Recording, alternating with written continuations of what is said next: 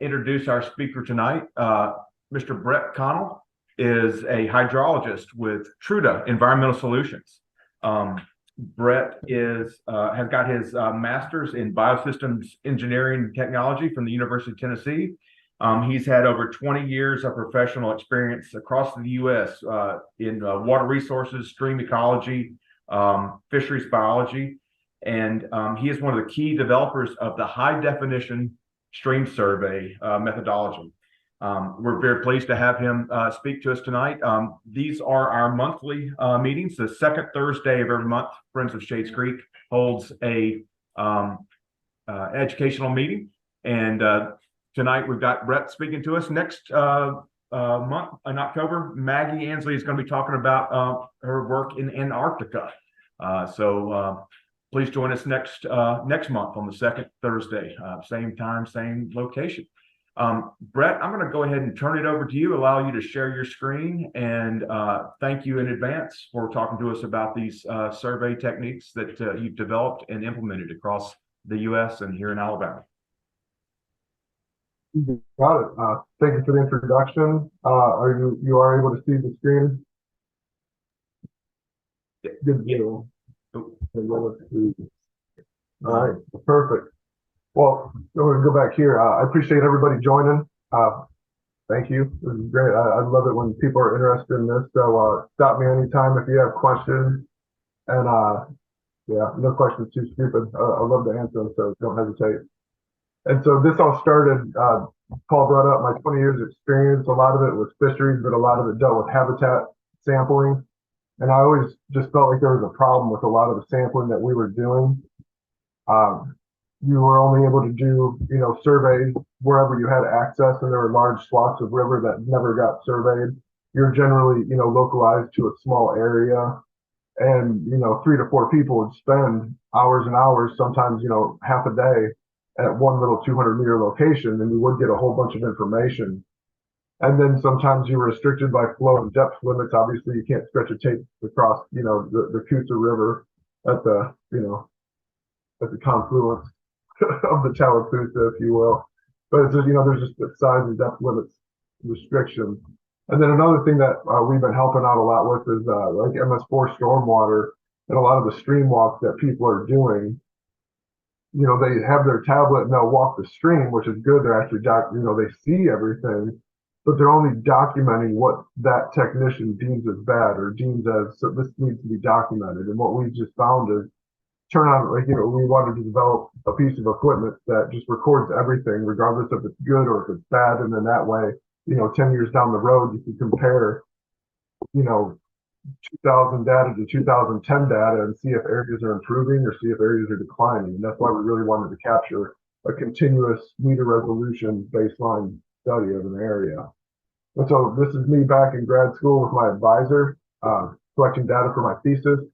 Back then, we only had a left and right video, and I was tasked with doing a continuous BHI, which is a bank erosion hazard index by Dave Rosgan. It's one of the most popular, but obviously not without some people do not like it, if you will. I don't need to get into details of that, but either way, it's pretty much the best that there is out there right now as far as determining the bank erosion hazard index. And so left and right video since then. I literally turned my thesis into a company in 2012. We've added forward video, we've added downward video to capture substrate and embeddedness type information. We've added side scan sonar because a lot of the rivers we're going on, you cannot see the bottom because of either turbidity and or depth. And then we also have an ADCP. While whatever discharge measurements are necessary, we're able to, at any increment during a survey, we can stop and just paddle across the river with a kayak and get the discharge measurement, and then go down another 20 feet and get another one if needed. So it just kind of depends on the type of project, the type of issues that we're solving with that current project. We have a water quality sensor that I'll get a little bit deeper into here in a little bit. That's continuously sampling. And then we also have the ability to get water grab samples, whether that's, you're looking for further testing for E. coli or heavy metals, but we're also able to do eDNA.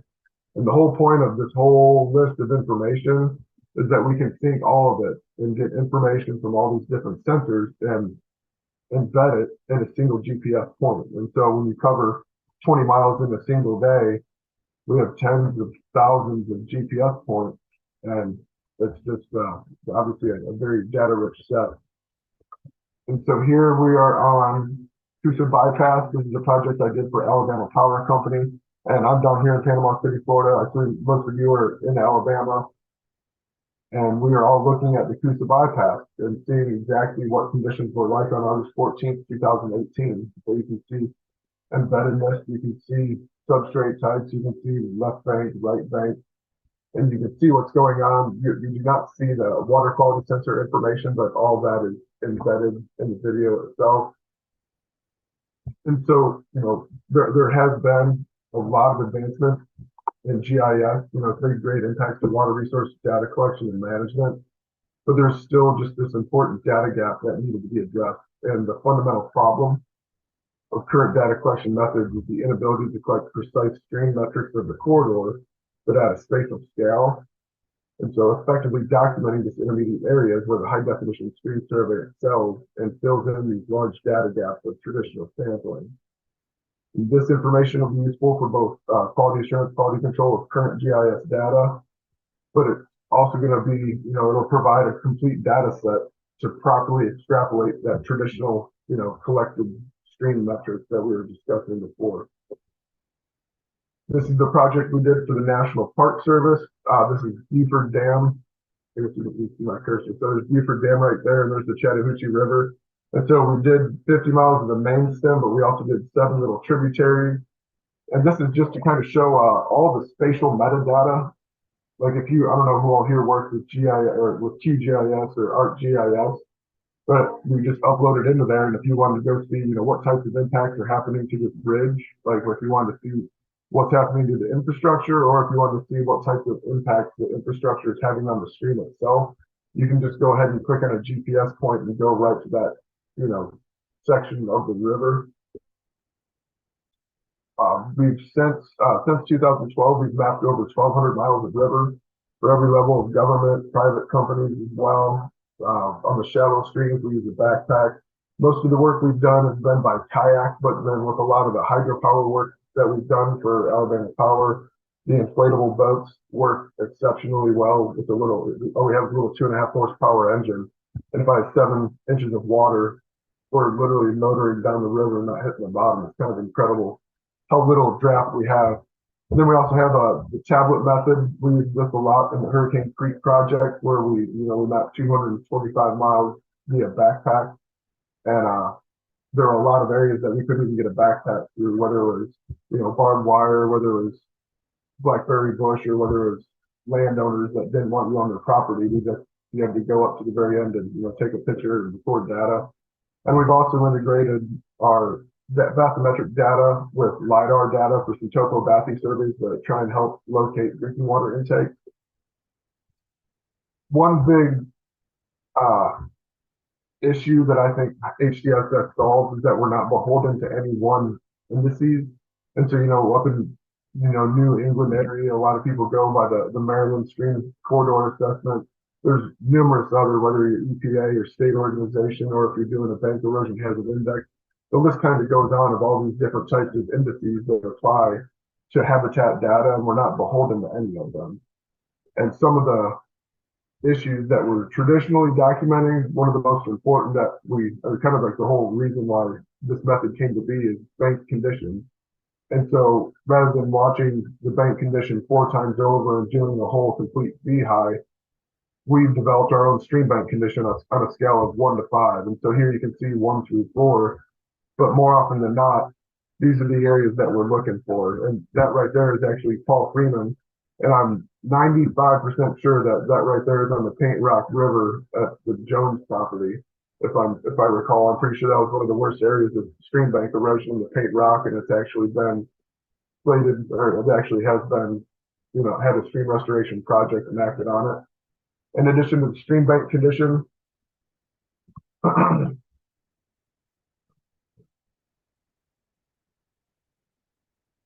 did I just freeze up a little bit?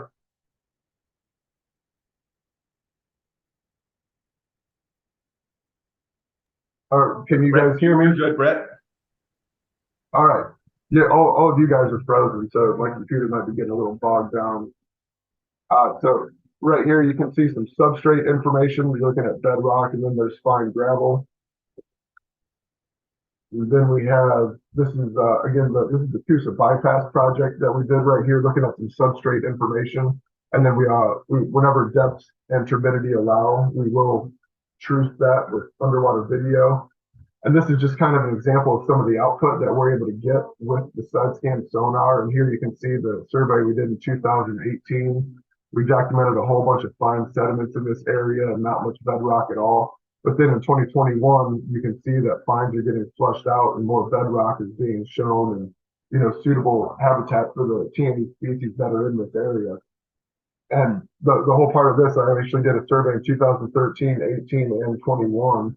And I'll be going back out again in 2024 just to show, like, this is for their FERC relicensing. And so one, they documented baseline conditions, but then they also have a way to the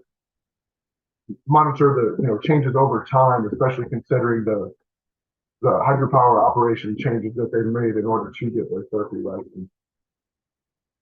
And all right, so all of you guys are still frozen. I just want to, Paul, if you still there? I just want to make sure you're still able to hear me. It's working well for us. I can see your slides and hear you. Your audio is not perfect, but we can still hear you. Good deal. I will keep going. So here's some examples of point samples. So instead of doing the continuous, stream bank and substrate, we got point samples. This is, illicit discharge detection and elimination for MS4 stormwater walk.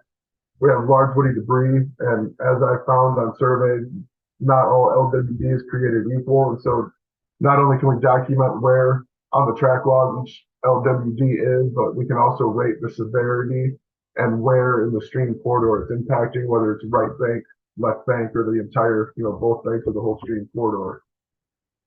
Right here, some irrigation coming out of Chocolaca Creek. These are just kind of some random stuff I've seen while out working. Here's Bear Creek and a pipe and some sewage coming out of there. Paul, do you remember if that was you or that might have been Cal Johnson with ADEM? Do you remember? That looks like me, actually. I remember that site where it had the broken pipe. Yeah. Good deal. And so here's my arch nemesis with all of my surveys. There are always cows in the water, and as you'll see, they use our streams as a bathroom. And so it's always been a life goal to get something done about the cows that are out there using using our streams as a restroom. And we see all sorts of stuff, outfalls, bridges, fish barriers, log jams, the list kind of goes on. And this right here is an example of the video coder that we use. And so as I'm watching this video, like right here, I see a pipe. And so I could go ahead and hit S, or I guess I'd hit A, there's an exposed pipe, and I can say, whenever I hit A, the video will stop, and I'll say it's impacting both the left and right bank, but not the substrate. And then it will go ahead and start creating a tally of all the different point samples that I see going on throughout that watershed. And so I'll watch it for continuous bank condition, I'll watch it for point samples, I'll watch it for riparian conditions, and other suitable or other variables depending on the project at hand. So here's the water quality sampler. This project is this is on Falling Water River. Just to kind of show you, as we're coming down river, we were within one range of specific conductivity. And when we come up to Pigeon's Roost Creek, we're actually able to go up into the tributary with the water quality sampler, get a distinct, water quality sample of the tributary, and then go back in to the main stem and actually see, how big of an impact did this tributary have on the main stem. And as you can see, it had a major impact. And this is always a powerful slide showing continuous water quality instead of just a stationary water quality probe. And just to kind of reiterate, every second of video has a date and time as an associated GPS location that correlates to the map. And then you have the entire, this right here is the story from the stream corridor assessment. And so after we watch a video and get all this information, you can see that we have a very data-rich shapefile. So this right here is the stormwater project we did for Cleveland, Tennessee. Zooming in, you can see, both left and right riparian, left and right stream bank, and the substrate. And that is also combined with the point sample data via outfalls, fish barriers. The list goes on, large debris, trash.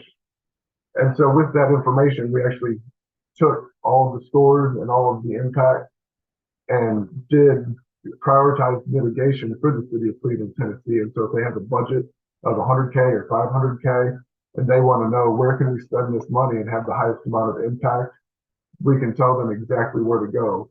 And sometimes, a full-on stream bank restoration is needed to address an issue and protect infrastructure. But sometimes there might be volunteer groups, like for instance, Shades Creek, that just want to know, like, all right, where to go do a trash pickup? Like, where are the areas with the worst trash? Or where are the areas we can go put live willow stakes in the stream bank to help start stabilizing the stream bank, even though it didn't need a full-on stream bank restoration. So, you can really start prioritizing one, where to do the work and what level of input and, funding you would need to do that. We do a lot of cross sections for TMDL studies, for hydropower operations, all sorts. This is just an example. Duck River to date is the longest main stem channel that we've done, 155 miles, and that took 2 surveyors just 10 days. And we collected over 250 cross sections. That was actually for a TMDL study that we did for Tennessee Department of Environment and Conservation. And with that data, you can now do habitat suitability modeling. It's just one of the many types of modeling you can do. But so with habitat suitability, for instance, say we're talking about a hellbender. Well, with that 155 miles, I can tell you, where are the most likely areas of populations right now. So if you're trying to find animals in the wild, I can tell you where to narrow your efforts and actually focus on where they're living. Then you can start looking at, well, what areas do we need to protect? And that's going to be, a different model that you need to write. What areas do you need to restore? What areas, where do you want to reintroduce the young that are produced by Paul Johnson down in Centerville? I'm forgetting the name of the organization right now. I apologize. But either way, I've been wanting to get involved with reintroduction and using all that stuff with Paul. This right here is project suitability. AABC. I'm sorry? AABC, the Biodiversity Center, Alabama Aquatic Biodiversity Center. There we go. Thank you. I was literally just talking to Paul last week down at the Alabama AWRA. He's a great guy. This right here is a project we did for Tennessee Wildlife Resource Agency on the King Fork River.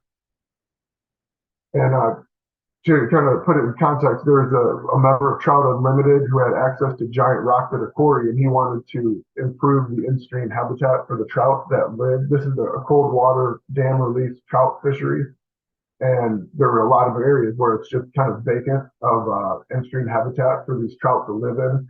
And this gentleman wanted to use some of these big rock boulders and, put them in areas that needed it to improve the trout habitat. And so he used our data to find, okay, where are the most barren areas and also where are the areas where they're accessible. So, if you're going to go improve habitat for fishermen, you need to make sure that the fishermen can get there. And then you also want to have the lowest cost. If you got to buy land or if you got to cut down trees or if you got to build a road in order to install this, that's not going to be very cost effective. And so, there's also, as we just discussed, what's the most suitable restoration technique.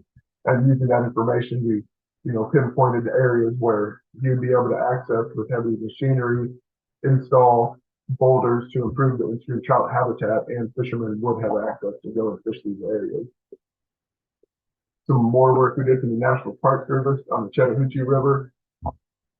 After we did our survey, building the model, we took depth and we took roughness and we took velocity, and we were able to determine what areas have the highest wading suitability, what areas have the highest boating suitability. And so the National Park Service, this is a national recreation area. And so they use that information, like if we need to build more access points for fishermen, or if we need to build more access points for tubers, or if we need to build more access points for boat fishermen, what types of access do we need where? And they can use this information now for recreational purposes.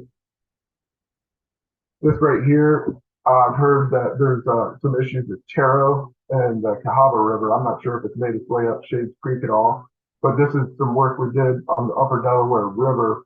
And what's really kind of interesting about this is we went and did this survey, and we had no intention of mapping out invasive species. We just thought there was this beautiful white flower growing along a very large percentage of this river.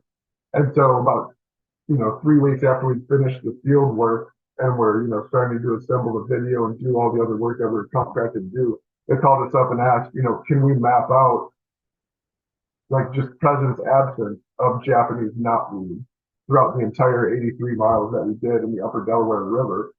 And we didn't have to go back out into the field. We could just use our video from that project, and it was actually quite easy to determine presence absence on the left and right bank of these 80 miles and give them this information.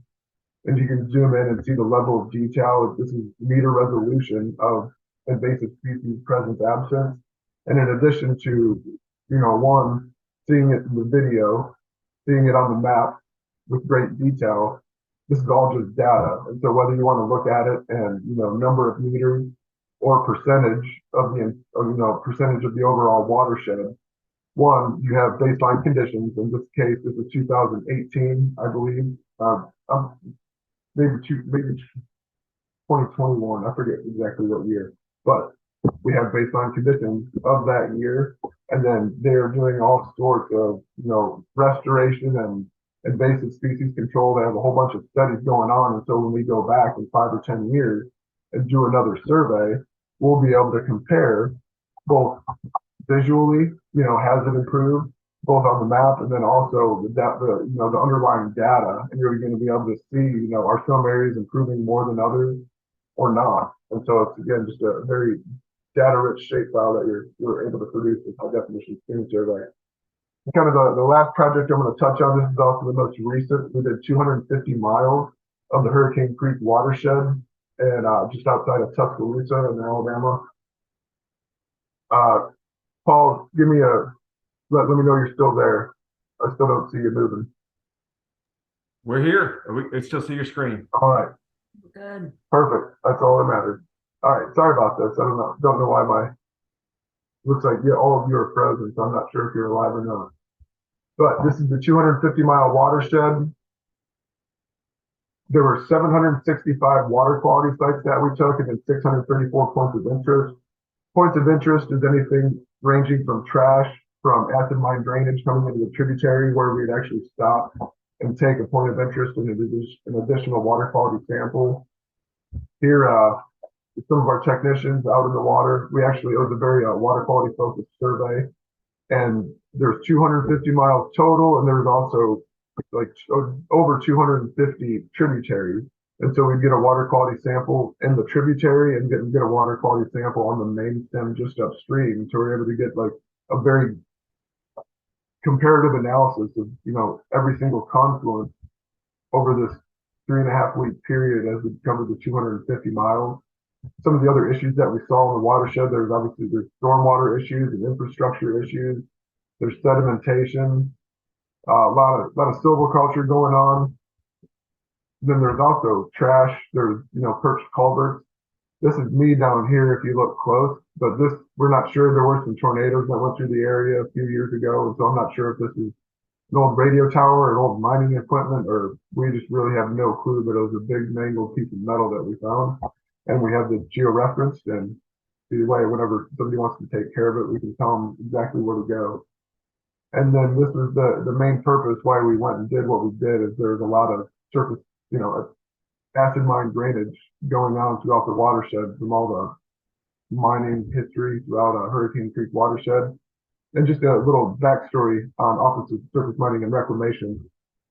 All mining companies before 1977 were not, they basically did not clean up their mess and declared bankruptcy in 1977, but any mining operation post 1977 pays into a fund depending on how much extraction how much ore they extract. And so that fund is what the Office of Surface Mining and Reclamation used to pay for this survey. And so they used that survey to prioritize, what tributaries in this watershed were contributing to worst water quality. And this right here, so here's a whole bunch of water quality samples at all the confluences. All of the red dots that you see is pH lower than 3.6. Just to give you an idea. And so this is kind of a very good bullseye exactly of where, and this is just pH that we're seeing right now, and this is preliminary data, and it overlays very consistently with the PADs, which a PAD is a problem area description, just another acronym used by them. But they'll be using this. And so again, this is just pH and it is preliminary, and so we still have conductivity, we have dissolved oxygen, we have turbidity, temperature, and then we'll take all that and combine it with the 250 miles of continuous stream bank, stream corridor assessment that we're going to be doing. And so it's just going to be a very, very data-rich shapefile that we're going to be able to use. And so just to kind of go over deliverables, you have the videos that everybody can go in and see what is going on where. You have the GIS package, whatever format you need to address the issues that you all are having, whether it's a watershed management plan or whether it's a TMDL model. And then we have the report kind of, defining the problem solution benefit and all the documentation. And just to kind of touch on the integrated planning framework, that kind of like the big important things, I believe. I think more partnerships need to happen and governments need to get more efficient, right? And so, when one survey can be done and DOT can use it for infrastructure and stormwater, MS4 can use it for their needs, and then modeling, be it TMDL, be it reservoir capacity, water quality, the list kind of goes on, and then U.S. Fish and Wildlife and Alabama Fisheries and Wildlife Program can use this. And then one thing I really love, and this is kind of a perfect example, and there's quite a few professors in this one, but a lot of times the stakeholders, they don't have as much, watershed education as we do. And so this is kind of perfect where I can, one, put them in the stream and show them what's going on where, but also it can be as easy as green, yellow, red, 3 levels is good to bad. And just really show, what's going on in this watershed, what land practices we're having, what types of issues or causing what types of issues to the river. But then there's also the point of, a lot of the management, a lot of the people making decisions never get into the field, and HDSS just allows them that ability. Here we are, probably, 15 or so people, we're all looking, in this small little sphere right there, that's the Harpeth River, but we can all see and come to a consensus about what's going on where, and then just more people can be involved in the decision-making process and actually see what's going on. And again, we've done work for every level of government, private, nonprofits as well. And with that, I'll go ahead and end my my presentation, and hopefully you all have some questions. I'll be happy to answer them. Thank you very much, Brett. I will open it up to some questions, and I appreciate that overview of this technique. I guess I'm going to hit you 2 questions. One, have you ever done any surveys associated with, say, dam removal or major restoration projects where you have before and after or good baseline conditions? And we did. Yes, we've done Big Canoe Creek. We did before the Goodwins Mill dam removal, and we did the after. That slide is in a different presentation that I have not added onto this, but I'll be more than happy to send a PDF out that has that information. And in fact, we've actually made a video about it on our website, so I'll put a link to that video here. I think it'll be of interest if somebody is interested specifically in dam removal. And I guess another question is just confirmation. So if you go through and sample a stream in 2020 or 2023, do you have the ability to come back years later and reassess that data or that video for something like if we even you did it now, but I wanted in 2 years to know how much kudzu was present in Shades Creek in 2023, you could come back and resample and create a new data set. Is that sort of correct? Yeah, absolutely. Like the Japanese knotweed is a good example where, we only had 3 weeks in between finding out, but it just as easily could have been 30 years. In 50 years, we could go back and watch this video and determine, where was Japanese knotweed, yes or no, or do that assessment. So yeah, I mean, this is a permanently reviewable archive of river conditions on that day that the survey was completed. Paul, I've got a couple of questions. Go ahead, please.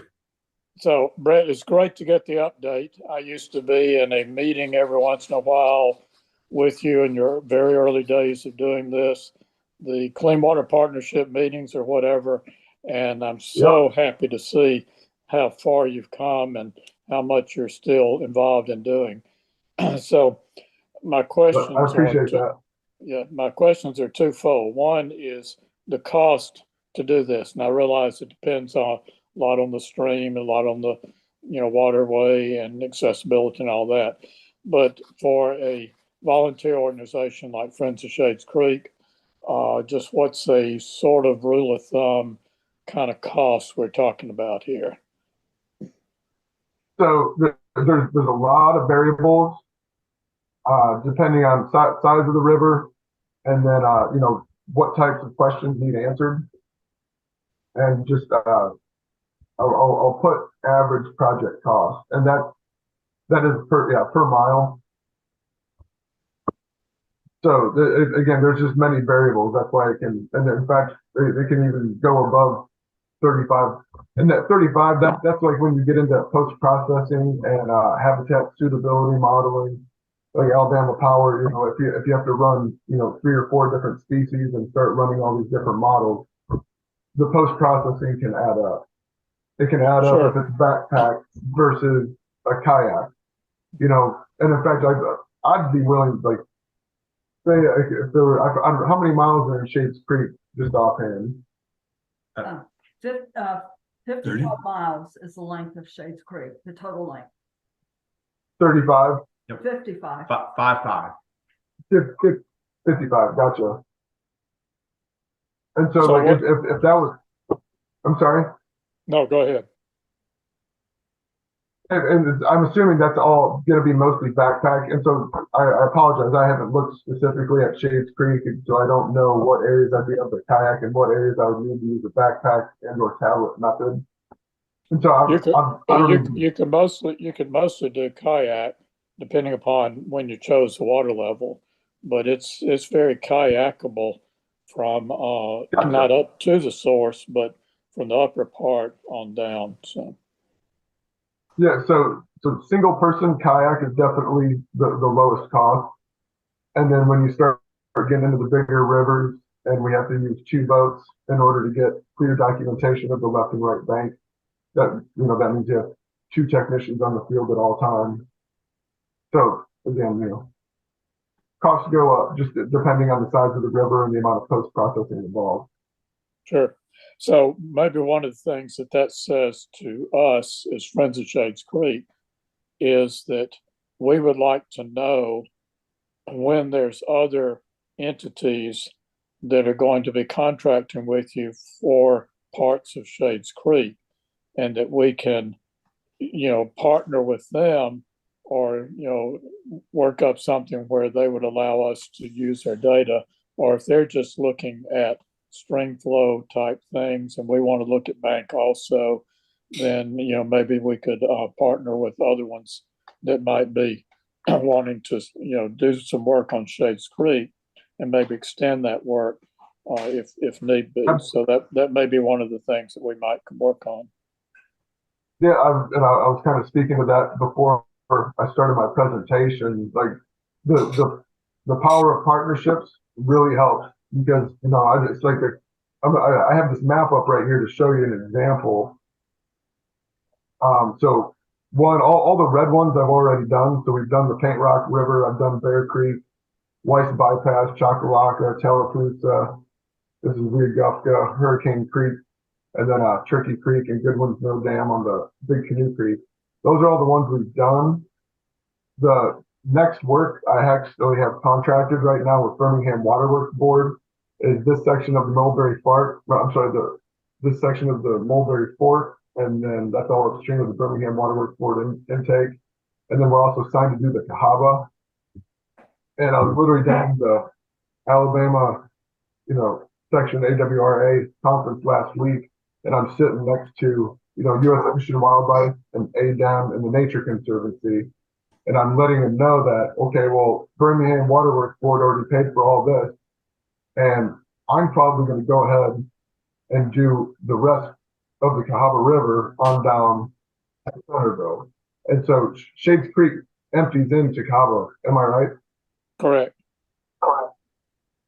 And so that's just another instance. Like the more partners we have involved with projects, the lower the cost goes down to the project itself. But then also when you have 4 organizations all throwing into a pot, everybody can technically pay 25%. And so I've tried to make partnerships myself, but as a private consultant, it doesn't happen. I've been trying for years. It's been a dream of mine to do Cahaba, so I'm excited to at least do the Trucksville down to 280 section, but I will be doing the rest of it, and hopefully partnerships can happen in the meantime. Either way, whenever I go do this first section, I'm going to do as big of a section as I can just to have one large giant data set that everybody can use. And so if Shades Creek is thrown in, I'm sure ADEM and numerous organizations should be interested in a larger project, getting sampled at the same time. So, yeah, so along with that is the fact that there's a watershed management plan in development currently for Shades Creek with ADEM and TNC and whoever else. So I think it would be valuable if a part of that watershed management plan could have some data about Shades Creek, or at least as part of the plan to contract to have this kind of information for Shades Creek, because it's certainly the watershed management plan ought to deal with the very things that you are looking at and that you have data for. So I would encourage Friends of Shades Creek to jump on that and make sure that the watershed management plan either includes a contract to do this, or at least builds on or looks down the road at the need to do this, or else the plan, it's just paperwork perhaps. Thank you, James. Hey, I think Jim Brown, do you have a question? I do. Brett, I grew up in Cookeville, Tennessee, and I saw with pleasure the falling water and the Caney Fork data. And my sister lives in Cleveland, Tennessee, and I saw you done the whole metropolitan area, all 50,000 people of Cleveland. How long did it take you all to do that, all following every little creek? And do you remember roughly what it cost? So here's Cleveland, Tennessee. I've done too many projects. I can't give you a number. I don't know. I don't want to give you a wrong number. Okay. So I'll write it down, and I can literally send you that information. I have no problems with that.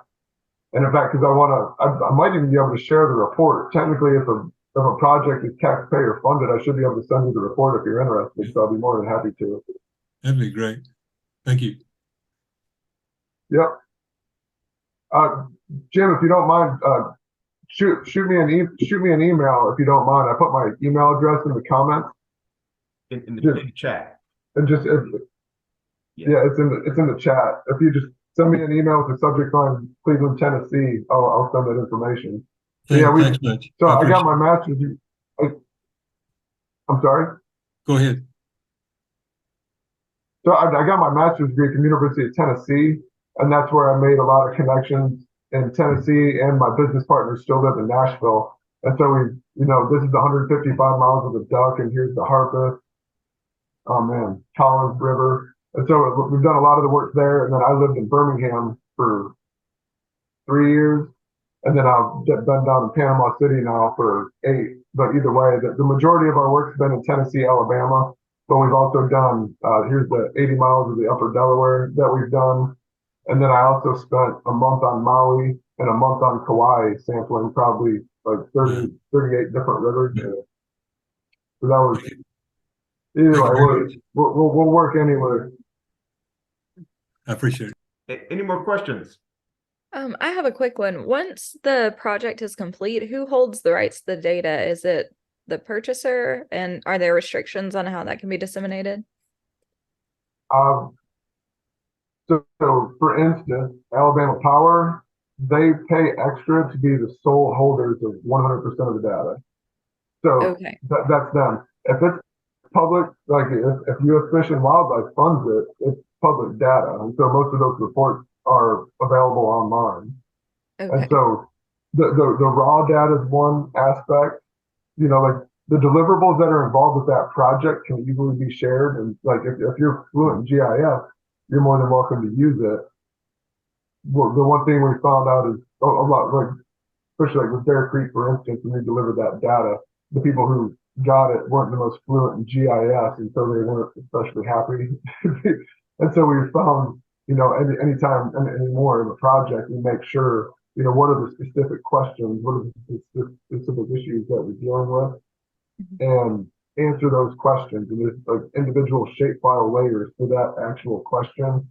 And yeah, and we do always try and keep the data, keep the data for ourselves, or keep a copy of the data ourselves. That way, as Paul kind of brought up earlier, 10 years from now, if somebody says, hey, I want to know the habitat suitability for pick a mussel species, and I can literally go back and rewatch that data and find that answer for Paul and get it to him. And chances are I might not even have to rewatch it, because if I already have the raw data, it's just a matter of manipulating that data and model in order to give us the answer that Paul wants for that individual mussel species. And so every project's always been different. That's why it's kind of hard, whether it's cost or whether it's deliverables. There's always, several different issues and several different solutions, and it's never really been the same. But either way, it's always been the same field methods that collect the data, just different types of delivering the data in different forms. Right. Thanks. Yeah, thank you for the question. Do we have some other questions out there? Yeah, I've got a question. Have you, I like the way that you look at the invasive species. Have you ever looked for endangered species presence or absence, or maybe even combined what you do with collecting eDNA? So we do, with HDSS, you just saw the presentation on. We also have what's called HDSS, the High Definition Fish Survey, where we literally take a GoPro camera, and we have a georeference pole, and we put it underwater, and we document. I have tons of threatened and endangered darter habitat, darter on video throughout Tennessee and Alabama. But then a lot of the work we did in Hawaii, that's kind of another beauty. Like I don't have anything available. I'm sure I could find some stuff to put up, but my computer will probably freeze up. But the beauty is, I'm not an ichthyologist in Hawaii, but I can look at this video and I can say, I'm pretty sure that species and this species. I can send it to 100 other ichthyologists in Hawaii and have them confirm or deny, is this the species we're looking for? And then also because, so there's a few different ways you can do that. I can take the camera and stick it underwater, and I can be looking at a screen and looking. But when you're doing that, you're kind of fishing. And so it's not a random sample. But if you're looking through T&E species, I can go ahead and go hunt for that species. And then I'm not stepping on it. I'm not netting it. I'm not electroshocking it. Like it's a very non-invasive way to document a certain species in certain areas. And you're also documenting the exact habitat that they're living in terms of, substrate size and depth and all that. So there's a lot of benefits to HDFS. But then you also have, what do you call it? Just combining, actually, so I was talking about sampling methods. And so when we do it blind, we'll actually just be walking up the stream and we'll do a sample in a pool, another sample in a pool, and then we'll walk up to ripples. We'll take some samples in ripples, and then you'll go up to a run. And, you hit all the different habitat types as you move up. And so you can have 100 different samples, and you can see, what types of populations do you have and what types of densities. And so I didn't touch on HDFS at all. I'd be more than, I have videos on the website, but I'd be more than happy to put another presentation together sometime later if you're interested in learning more about that. But the big beauty is when, we do that HDFS sampling, and we're seeing what's going on where. In fact, that was the Collins River up here in Tennessee, where the TWRA biologist, this is kind of interesting. So they actually sample, so they're looking for, they stack with this big pike and muskie up in this section of Collins River. And they do population assessments by paddleboard. And so they don't do hook and line, they don't do electroshocking or netting. They literally just paddle down the river, and you can see these giant, logs of fish just hanging out there. And so they can, count population density throughout the Collins River. And then we went and did our survey on this section of river. And before we saw the biological data, Jim went ahead and ran a model with, what is the prime habitat for a pike or muskie? I forget the exact species that's there. And he highlighted, green, yellow, red, where's good, where's bad habitat. And when we laid it over the biologist data from TWRA, they kept our data, because if our data got out, all the fishermen would go to the exact holes where our habitat data told them to go and collect these fish that are just sitting there. It'd be like shooting fish in a barrel. So our habitat suitability for the pike in the Collins River was literally too good. And it just there's just an extremely high correlation to where the biologists actually saw them in the habitat. Does that make sense? Good. Does Bernie Cahada at Tennessee Aquarium know about your work and utilize it? He does. He's very familiar. I've seen the work he does on Turkey Creek. I would love to work with Bernie. But Bernie's in the business of making money. Like if he has to sub out work that I do, like it's kind of, he does fisheries sampling. And so if anything, we're in some ways we're competition. And so I would love to work with him. I just don't know if we're going to anytime soon. Understood. There's kind of We have any several organizations. We have any That's other all. questions out there? Again, I will remind you, Brett put his contact information and a little flyer in the chat box. If anybody wants to check that out, there's a couple of links there, and we appreciate that. Brett, I want to let you know, hey, we certainly would be very interested in knowing when you actually come to town and start working on the Cahaba River. If you have weeks and months or years of head start, let us know, and so we can try and help find local municipalities and things like that might be able to add Shades Creek to your survey or add some extra miles to the Cahaba River. Yes, definitely. So we the Waterworks Board actually funded, like I showed you the water quality sensor we have. They're actually adding about 4 other sensors on there. And so I'm getting water quality sensors rebuilt at the current time. And so it'll probably be next spring. I would definitely like base flow levels to be a little bit higher than they are right now to help with getting down the river. So it's looking to be next spring, but I will definitely keep you in the loop on those survey dates. Paul, you'll probably be the first person I call. Right. And I think Andy Gannon asked a good question, which was about the environmental DNA or the eDNA. When you make these looks like Paul's computer froze up. Oh, let me see. Can you hear me? No. I can hear you now. Yeah, you froze up there for a little bit. Okay. Hey, Andy asked a good question about environmental DNA. When you make these long surveys, couple 50 miles of the creek, have you been approached about doing grab samples, water samples, just to archive some of the eDNA from that stretch of river as you float it? That could be analyzed. Again, that's something that can be frozen and analyzed years later for different species and continually resampled. I believe. Is that correct, Andy? Andy, you're muted, and we may have lost Brett too. And is nodding his head. Yes. I can hear.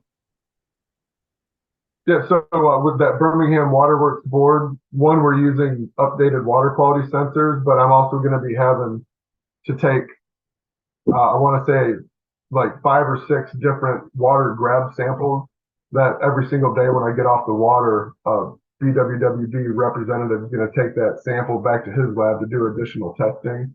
But as far as, and so that's just, they're kind of concerned about heavy metals and water quality and all that. But as far as eDNA, I'm still, but we have still not been involved with the project, but I'm always open to discussion. And so whether I took, yeah, I mean, I guess I know eDNA is getting better and better as time goes on, but whether I need to take a sample every mile on the main stem, but also, when we cover 20 miles in a day and I pass all these major confluences right at the mouth, like being able to go into that tributary and taking a sample here, taking a sample there, taking a sample there, and it's all geo-referenced. I think, in fact, I'm talking with some hellbender representatives up in Virginia right now about that, because they need they need the whole watershed sampled, but they also, either way, that's an ongoing discussion. So hopefully I can update you all on some work up in Virginia here in a little bit. But either way, I really appreciate all your time, and write down my email, and please contact me anytime with questions, and I look forward to continuing the conversation. We certainly do appreciate it, Brett. We're coming up right on the 8 o'clock hour. And if there are no burning questions, we'll just remind folks we appreciate you, Brett, for being our speaker. This is our second educational meeting of the fall, and we'll be back again every month, second Thursday of the month, with additional topics. So thank you so much, Brett. That's really fascinating that you can do that. And Thanks. It was great. Thank you. And again, we have recorded this. In just a second, we're going to stop the recording, but we will make this available, and we will send out the link if anybody wants to come back and learn more about this. All right. Well, good deal. Thank you for the opportunity, Paul. Yeah, glad that everybody can make it, and we appreciate it, and we will chat with you another time. Yeah, sounds good. I'm going to stop. Good. All right, thanks.